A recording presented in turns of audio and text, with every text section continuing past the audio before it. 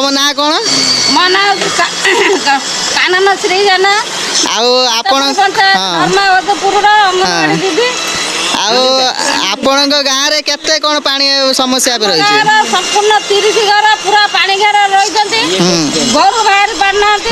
ଯାହାର ଯେମିତି ଚାଳ ମାନେ ଛାତ ଉପରେ ପକ୍କା ଘର ଆଶ୍ରୟ ନେଇଛନ୍ତି। ବିଶେଷ କରି ମୋ ଘର ବି ଆଶ୍ରୟ ଲୋକମାନେ ନେଇଛନ୍ତି।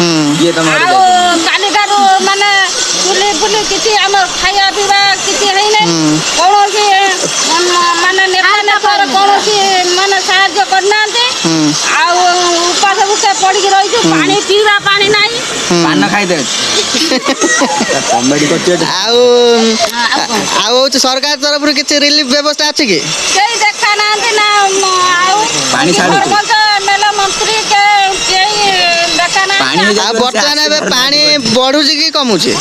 ପ୍ରବଳ ମାତ୍ରାରେ ପାଣି ବଢୁଛି। ଆମର ପୁରା ସବୁ ପାଣି ମାନେ ଖସି ଖସି ଆସିକି ଆମ ପଞ୍ଚାୟତରେ। ତମ ଗାଁ ନାଁଟା କ'ଣ? ଧର୍ମାବତପୁର। ଓହୋ, ପାଖାପାଖି ଏଇଭଳିଆ ପୁରା ସିଚୁଏସନ୍ ରହିଛି ଗାଁରେ। ଦେଖ ବୁଲେଇକି ମୁଁ ଦେଖାଇ ଦେଉଛି। ଏଇଭଳିଆ ପୁରା ଜଳମଗ୍ନରେ ଅଛନ୍ତି। ଲୋକମାନେ ସବୁ ବାହାରେ ବୁଲୁଛନ୍ତି।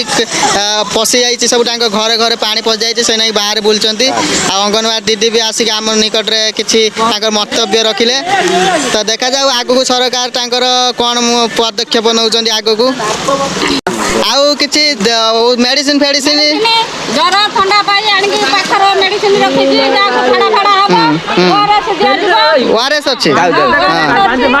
ଯାହା ପ୍ରକାର ସାହାଯ୍ୟ ମେଡ଼ିସିନ ସୁବିଧା ସବୁ ଅଛି। ଆଉ ଆମେ ସାହାଯ୍ୟ କରିବୁ ଲୋକଙ୍କୁ।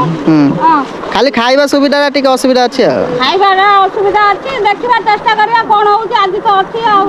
ହଉ ହଉ ଠିକ୍ ଅଛି। ସରପଞ୍ଚ ଯଦି ଦେଇପାରନ୍ତି ଆଉ। ହଉ ହଉ ଠିକ୍ ଅଛି।